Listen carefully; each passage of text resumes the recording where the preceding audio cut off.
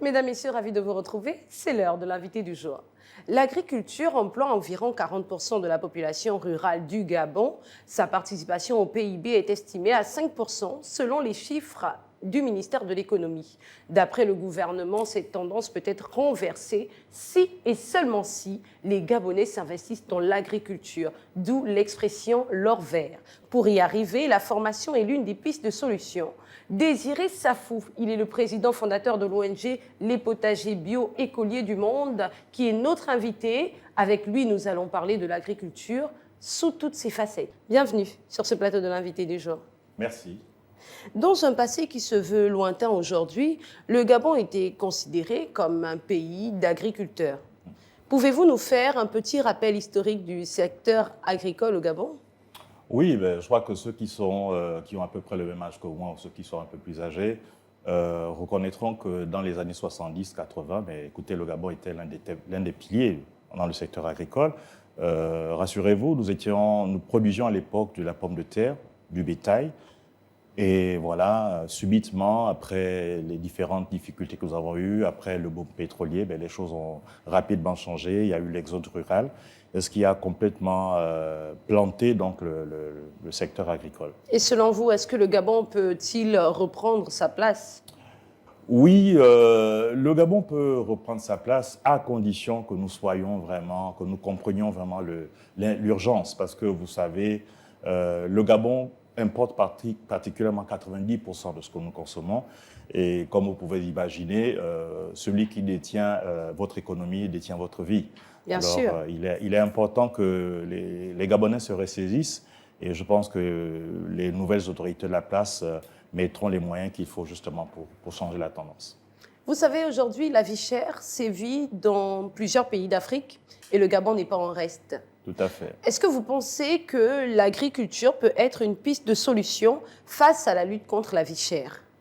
Absolument, parce que si vous regardez le budget qui est mis en place dans l'agriculture, il représente 0,7%.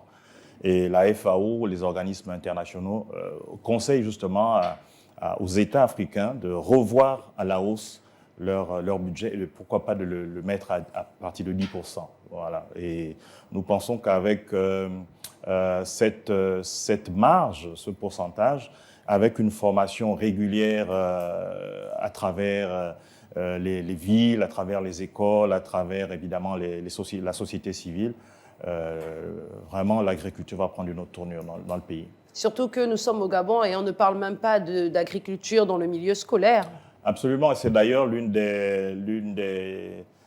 c'est d'ailleurs un cheval sur lequel nous sommes battus. D'ailleurs, l'ONG Les Potagers Bio Écoliers du Monde, justement, chaque année a un projet, donc celui d'encourager 10 établissements par année, donc dans le but de créer des potagers afin d'inculquer aux enfants justement le retour vers la terre et apprendre justement aux enfants à cultiver des produits sainement, sans engrais chimiques, voilà, à partir de nos matériaux de tout le temps, donc les feuilles, les légumes, ainsi de suite. Et s'ils s'intéressent à ça plus jeunes, forcément, ils auront cette aura ou cette envie d'être agriculteurs ou agripreneurs. Absolument, absolument.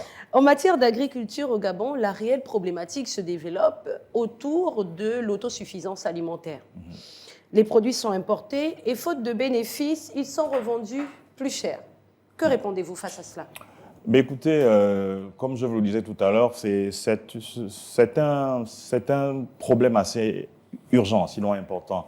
Et le collectif justement que je représente, le collectif des agripreneurs, a prévu des pistes de solutions. Et nous disons actuellement que le Gabon, l'État ne peut plus embaucher tout le monde.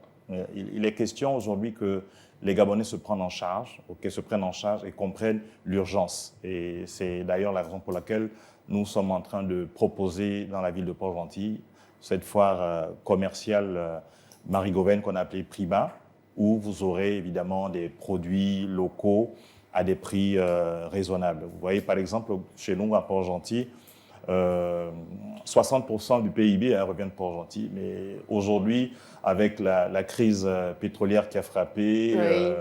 la Covid 2019, Port-Gentil ressemble désormais à Bagdad. Et donc, nous sollicitons donc justement auprès de certains partenaires, au sein de certains ministères, d'accompagner justement cette foire qui va être un événement festif, mais également éducatif, parce que nous avons l'intention de mettre en place une espèce de foire intégrée, foire animalière, où les enfants pourraient venir voir qu'est-ce que c'est qu'un canard, qu'est-ce que c'est qu'une oie, qu'est-ce que c'est qu'un porc, ainsi de suite. L'ONG dont vous êtes le fondateur s'intitule Les potagers bio-écoliers du monde.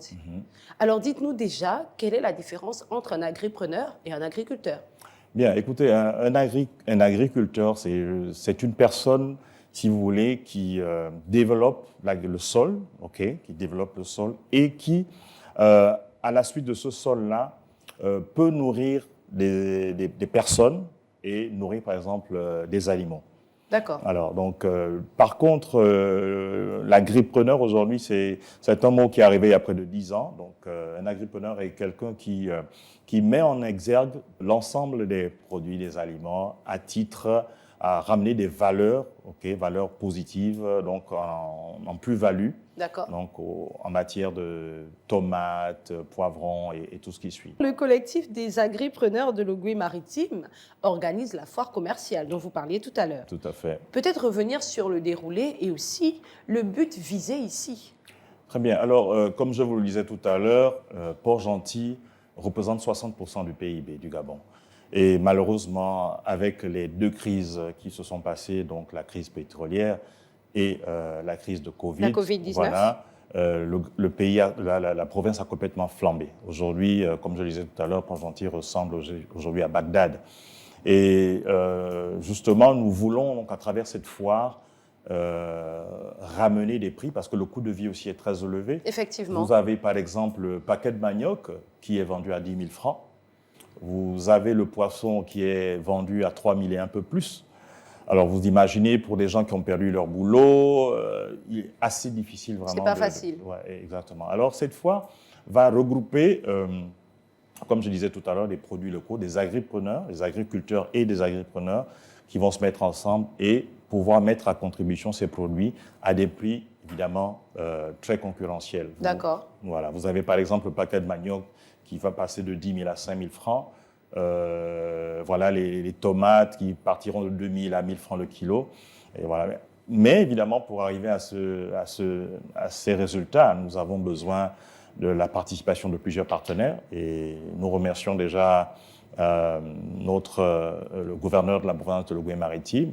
Nous remercions également les délégations spéciales de la mairie de Port-Gentil et du conseil départemental qui nous accompagnent dans ce processus. Très bien. Et nous avons également la direction provinciale du commerce, celle de la culture et également celle de la pêche. Donc c'est un mélange, c'est un melting pot de plusieurs départements qui vont essayer de nous dépanner, de nous encourager évidemment à avoir cette foire totalement réussie. Alors vous savez, nous sommes au Gabon et les réalités sont bien réelles. Aujourd'hui, l'agriculture peine à emmener ou encore à intéresser les jeunes Gabonais. Selon vous, c'est dû à quoi ce phénomène? Mais je pense que c'est les gens ont une autre appréhension de l'agriculture. Aujourd'hui, lorsque vous parlez de quelqu'un d'agriculture, écoutez, on vous dit que c'est un travail précaire, c'est fait pour ceux qui n'ont pas réussi, alors que vous pouvez imaginer que dans les pays proches de chez nous, aujourd'hui, les grands investisseurs sont des agriculteurs, Oui. sont des agripreneurs.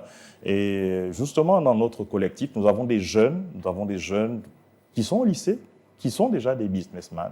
Donc, vous avez un jeune qui est, par exemple, au lycée d'État chez nous, ou qui est plutôt à Banzanza, qui est en terminale, mais qui a déjà un cheptel de 900 poules. Très bien. Voilà, donc ce sont des jeunes comme ça qui vont être là pendant cette foire et qui vont inciter les jeunes comme eux à pouvoir prendre cette édition, à sauter le pas, comme on dit. À s'ouvrir à l'agriculture. À s'ouvrir à l'agriculture et voilà, être justement des relais de demain. Parce que, Oui.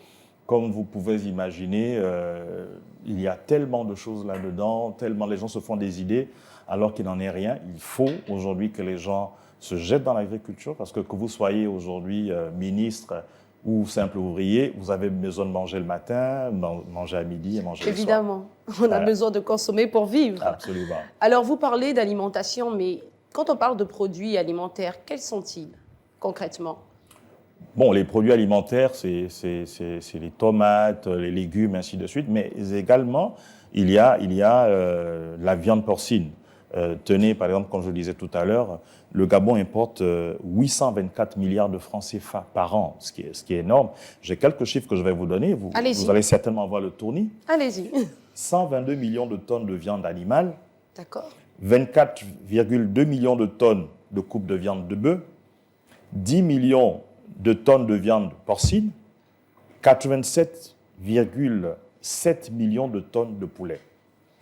C'est énorme. C'est énorme. Vous comprenez qu'une somme comme 824 milliards de francs CFA, c'est énorme. Oui. Et nous pensons que toutes ces viandes qui sont aujourd'hui importées, nous avons la possibilité de les consommer ici, évidemment, avec d'autres moyens, en évitant tout ce qui est produits chimiques là-dessus. Et c'est d'ailleurs l'une des raisons, vous pourrez constater qu'il y a quelques années de cela, nous avions des centenaires. Aujourd'hui, malheureusement, 45-55 ans. Oui, voilà. On ne met plus l'enfeu au Gabon. Ouais, exact. Mais c'est dû justement à la consommation aussi. Bien sûr, c'est dû à la consommation des produits importés. Oui. Voilà. Alors, en dehors de cette activité, cette foire commerciale qui se tiendra, vous avez dit le 28, 29 et 30 juin 2024, quels sont les projets que vous avez en dehors de cela pour cette année 2024? Bien, pour cette année 2024, nous avons déjà, dans le cadre de l'ONG, nous avons un camp de vacances qui va être mis en place à partir du mois de juillet. Donc, nous recevrons chaque année près de 150 enfants qui viennent donc apprendre comment planter sainement, sans engrais chimiques, comment planter des légumes, comment planter des tomates, ainsi de suite. Très bien. Nous avons aussi un projet en ce moment d'accompagner des sociétés comme Schlumberger, comme Perenco, comme Morel et Prom dans le cadre de la protection de l'environnement. Voilà, donc nous enseignons les enfants, déjà dès le bas âge, nous leur apprenons les valeurs qui sont importantes, celles de protéger l'environnement. Parce que vous savez, nous sommes aujourd'hui ce que nous sommes grâce à nos parents. Nos parents nous ont légué un environnement sain. Oui. À nous également d'inculquer déjà à nos enfants ce que c'est que protéger l'environnement. À nous d'inculquer à nos enfants ce que c'est que protéger l'environnement. Ce sera votre mot de fin? Tout à fait, ce sera mon mot de fin. Point final à cette émission, nous recevions Désiré Safou, le président fondateur de l'ONG Les Potagers Bioécoliers du Monde. Le sujet au cœur de nos échanges était l'agriculture, qui est justement mise en avant à travers la foire commerciale Marigot VN, organisée par le collectif des agripreneurs de l'Ogooué-Maritime. On se retrouve très vite avec un nouvel invité. Merci à tous pour votre fidélité et bonne suite de programme sur Gabon 24.